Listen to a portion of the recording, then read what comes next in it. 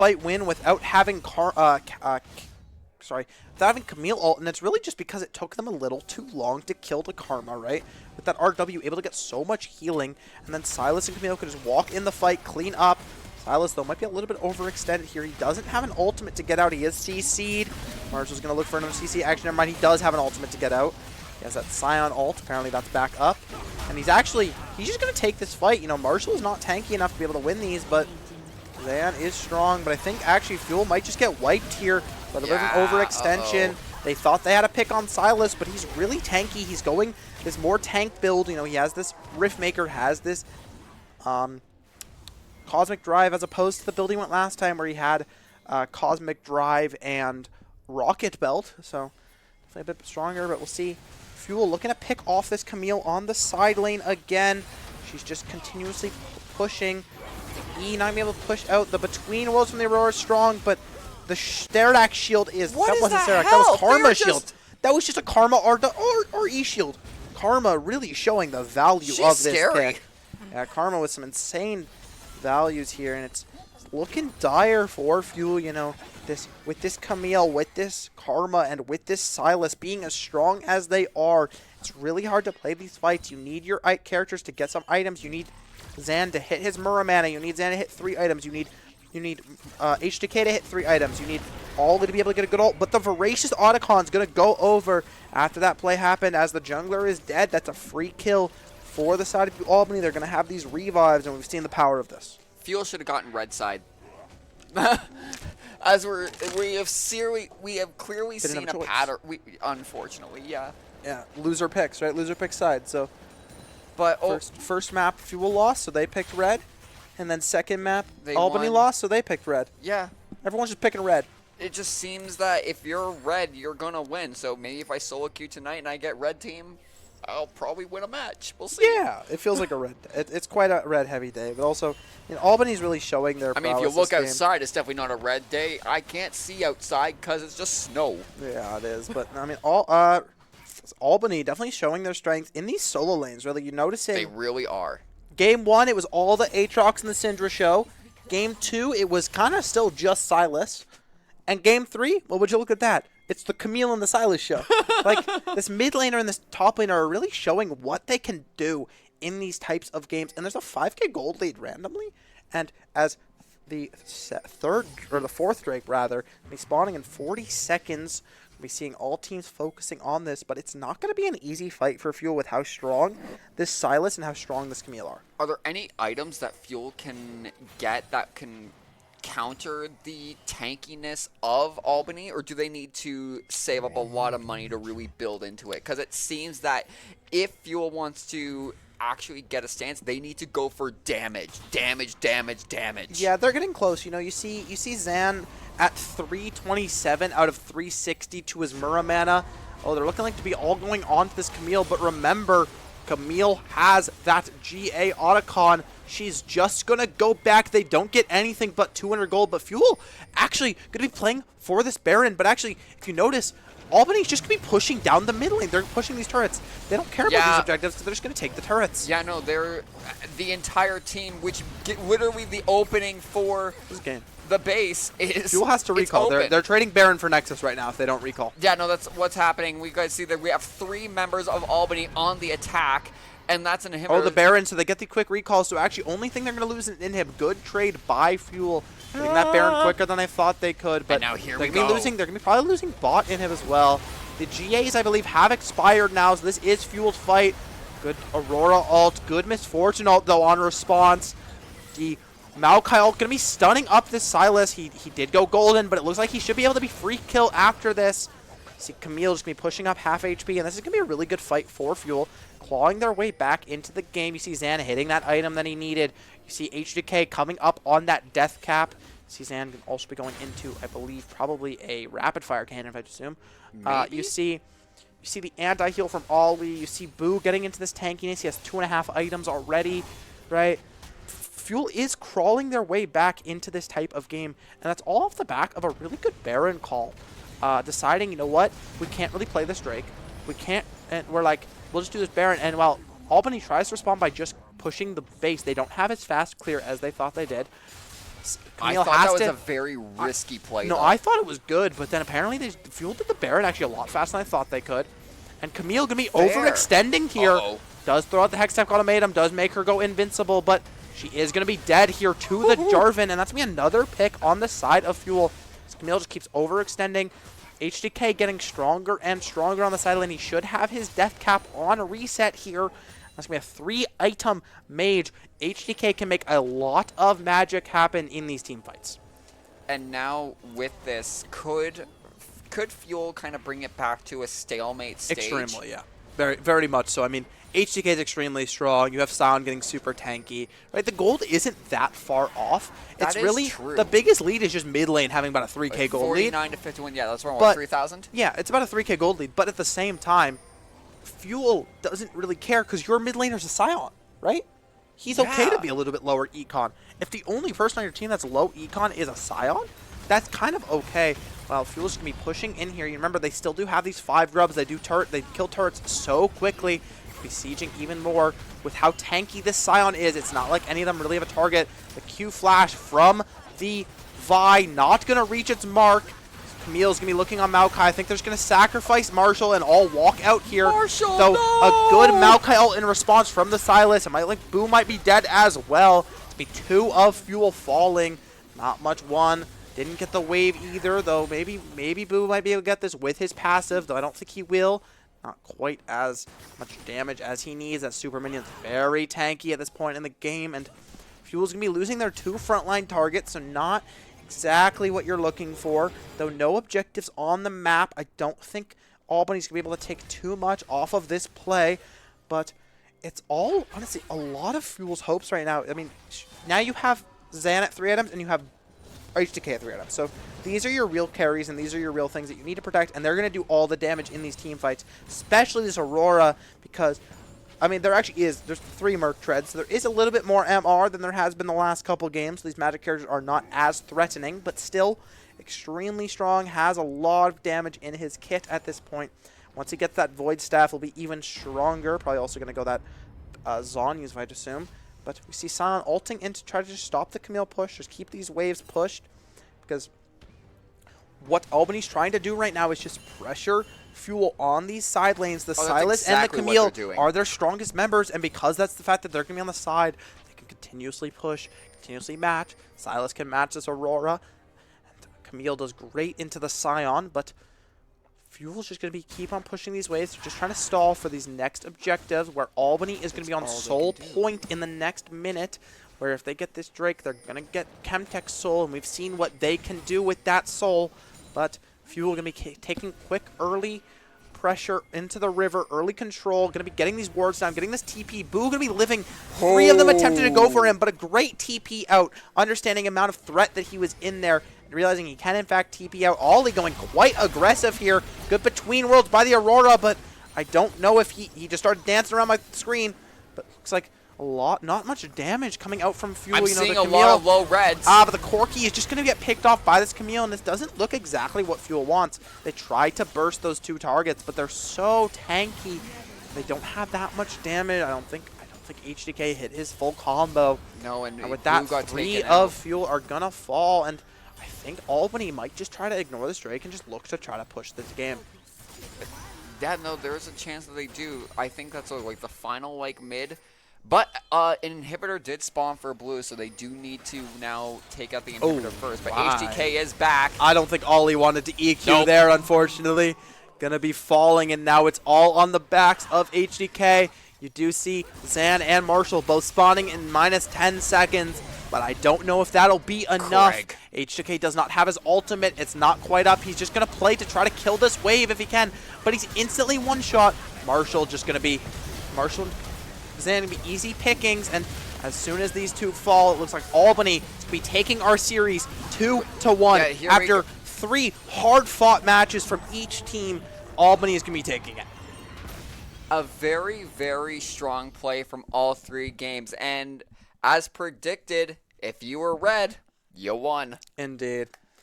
Yeah, it's just a wow. Yeah, very, very dominant showing from Albany in that last game. You know, really, whenever Fuel gave them an inch, they actually just did take them out, right? They took as much as they could. They would push into that base as much as possible. Fuel had a good response with that Baron, but just not able to match it and giving over these Drakes. We've noticed Soul is really what's kind of been pressuring the wins in these types of games because they're going late enough for the Soul to be hit. That is true. And then also, especially in that final round, the best thing that Albany had going for them, their health pool. They were able to tank so many hits and regenerate, not giving Fuel enough time.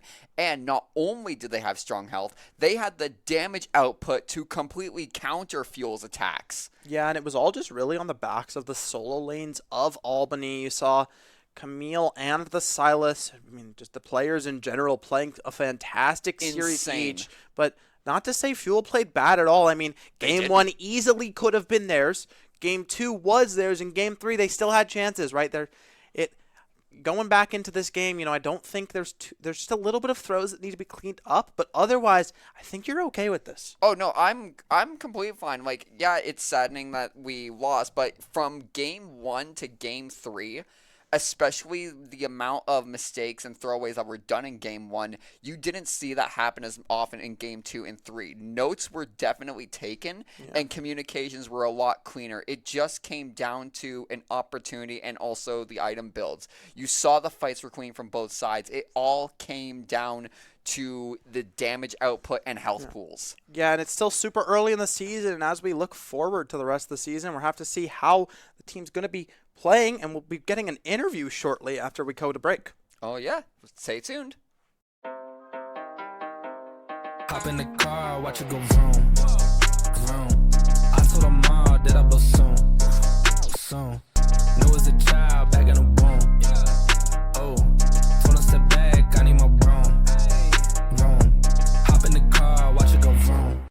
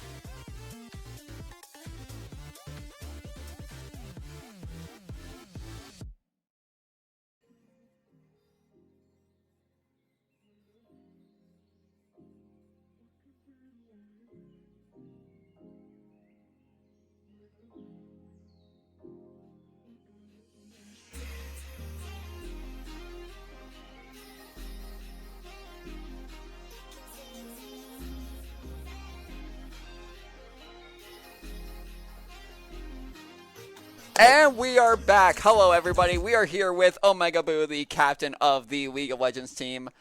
How you feeling? All things considered, fine. Obviously, games could have went better, but it's just one loss, and we've got a lot of weeks ahead. Yeah, you're still extremely early into the season. You know, I think a lot of positive things came out of this game, but biggest thing I think is how you guys actually bounced back. You know, game one, not the greatest of circumstances, right? A lot of tosses, a lot of throws in a row. But then game two, you know, you fall behind, but you guys somehow keep the mental, keep all the strength, and just come back clearly. How did you guys manage that? I wouldn't say that our mental was like completely recovered by game two, but the second things started looking better. We were like, all right, we can actually win this game. Let's lock in. We believe that we're better than these guys, but I think that might have been the reason that we lost. We just kind of tossed them to the side. A little bit of overconfidence, you kind of think? Yeah, definitely. Yeah, I think that's exactly what happened in game one, actually. Mm-hmm. Oh, I'm kind of my main thing going into game three mainly. What were the communications like, especially when in the mid to late game team fights? Albany's composition when it came to their health pools, you guys were wailing on them and wailing on them and wailing on them, but you could not even get some of them down to half health. Yeah, for our comp specifically, we do have a lot of burst damage, but if we aren't able to kill them in that burst, then they just heal with like Camille, Silas, and then just too tanky for us to kill. It was really the karma. I feel like the karma lived at like 1 Yeah, HP like shield. 6 Yeah. different times. That was a disgusting pick, but yeah, I mean, When it came to overall the feeling and the communications, how do you think with this first defeat, with it, as you said, like there's plenty of weeks left, what's kind of the plan for prepping for the next set of games now that you know kind of overconfidence could be a flaw? Is it kind of like team research or just knowing like, okay, we know that if we do this, there's a high chance we'll lose, so let's not do that and let's do this instead? I think honestly, we just need to be on the same page. We have really good players, but Oh, yeah. when everyone has like a different kind of idea on how to play game,